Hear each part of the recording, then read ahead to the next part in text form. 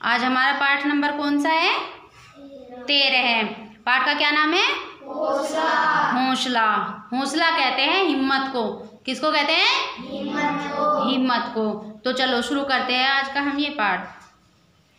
जुलाई का दूसरा सप्ताह 15 जुलाई सन 1979। अपनी माँ के साथ हमारी कक्षा में एक बच्चा आया। उसका उसी दिन दाखिला हुआ था। दाखिला यानी कि जैसे एडमिशन, ठीक है ना। नाम माइकल। क्या नाम था उसका? माइकल। स्वस्थ, गोल मटोल, छोटी छोटी आंखें, घुंघराले बाल, हंसता हुआ सा चेहरा। कुछ ही दिनों में अपने व्यवहार और प्रतिभा के बल पर वह कक्षा में सबकी आंखों का तारा हो गया। क्या हो गया? सबकी आंखों का तारा हो गया, यानी कि सबको बहुत प्यारा लगने लगा। माइकल कब मेरा सबसे खास दोस्त हो गया मुझे भी न पता चला। यानी कि जो इस पाठ को लिख रहा है लेखक, वो कह रहा कि माइकल मेरा कब सबसे अच्छा दोस्त हो गया मुझे भी पता नहीं चला। साथ साथ रहने, खेलना, पढ़ना, खाना पीना, मित्र के साथ साथ वह मेरा प्रतिद्वंदी भी था। प्रतिद्वंदी क्या होता है? कॉम्पिटिटर। जो कंपटीशन होता है ना दो में कि मुझे उससे आगे निकलना, मुझे उससे आगे निकलना, तो ऐसे, ठीक है ना। कक्षा में सबसे अधिक अंक पाने के लिए हम दोनों में होड़ लगी रहती थी कि कौन ज़्यादा नंबर लाए, ठीक है ना। वह संगीत में प्रथम रहता तो मैं खेल में। अगर वो संगीत में यानी कि म्यूज़िक में फर्स्ट आता था तो ये गेम में आते थे। माइकल चित्रकला में पुरस्कार पाता, या आर्ट में पुरस्कार मिलता माइकल को, तो मुझे भाषण में मिल जाता। कोई से को किस में मिल जाता और कोई से को किसी उसमें मिल जाता। उसे गणित में ज़्यादा अंक मिलते तो मुझे हिंदी में। यानी कि दोनों में ही रहता कि किसी ना किसी सब्जेक्ट में एक दूसरे से ज़्यादा नंबर होने चाहिए, ठीक है। आगे देखिए। एक दिन सुबह स्कूल खुलते ही प्रधानाचार्य जी ने हमें अपने कक्ष में बुलवा लिया। बोले, बेटा तुम दोनों ने हमारे विद्यालय का सदैव गौरव बढ़ाया है। चेन्नई में बच्चों को राष्ट्र स्तरीय प्रतियोगिता होने वाली है। मैंने वहाँ के लिए तुम दोनों का नाम भेज दिया है। मैं चाहता हूँ कि तुम देश भर में अपने विद्यालय का नाम रोशन करो। तुम्हारी शिक्षिका मंजीत साथ रहेंगी। अगले सप्ताह ही जाना होगा, इसलिए मंजीत जी से मिलकर तैयारियां कर लो। हमारी खुशी का ठिकाना न रहा। मंजीत मैडम से मिलकर बात की और जी जान से प्रतियोगिता की तैयारी में जुट गए। कौन कौन? एक तो राइटर और एक माइकल अपनी मैम के साथ, ठीक है, प्रतियोगिता की तैयारी करने लगे। आगे देखते हैं। पूरे एक सप्ताह तक हम चेन्नई में रहे, विभिन्न प्रतियोगिताओं में भाग लिया। माइकल ने संगीत में स्वर्ण पदक जीता, मैंने भाषण में। हमें और भी कई पुरस्कार मिले। वहाँ कई प्रदेशों के बच्चे हमारे दोस्त बन गए। अब हम जल्द से जल्द घर पहुंचकर इस खुशी को सबसे साझा करना चाहते थे। बस पकड़ने की जल्दी में माइकल ने चौराहे पर जली लाल बत्ती नहीं देखी और दूसरी ओर से आ रहे वाहन की चपेट में आ गया। होश आने पर वह अस्पताल में था और दोनों पैर गवा चुका था। रंग में भंग पड़ गया। सबकी आंखों में सिर्फ आंसू थे। क्या हुआ कि जब अपने घर जाने की जल्दी में माइकल जो है रोड क्रॉस कर रहा था और उसने लाल बत्ती नहीं देखी थी, रेड सिग्नल, और दूसरी तरफ से आते हुए वाहन से उसके टक्कर लग गई और क्या हुआ, उसके दोनों पैर कट गए। आगे देखते हैं। सुना था कि विपत्ति कभी बताकर नहीं आती। कई बार हमारी जरा सी असावधानी जीवन भर का दुख बन जाती है। वापसी में ऐसा ही हुआ।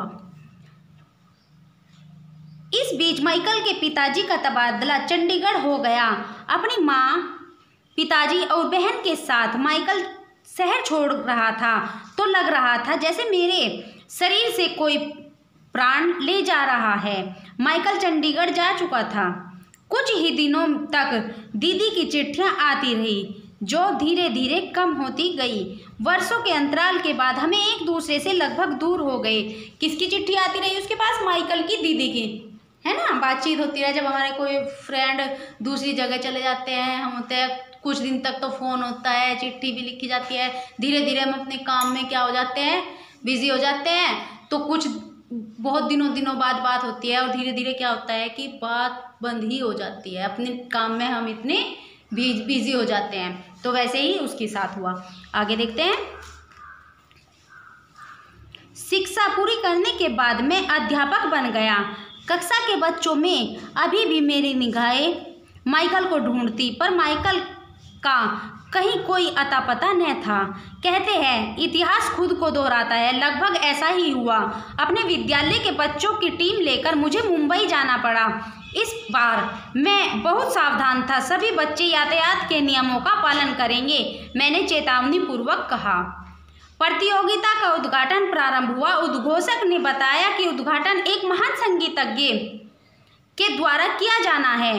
पर्दे के पीछे वाद्य यंत्र बजना प्रारंभ हुआ। मंच पर धीरे धीरे अंधकार से प्रकाश फैलने लगा।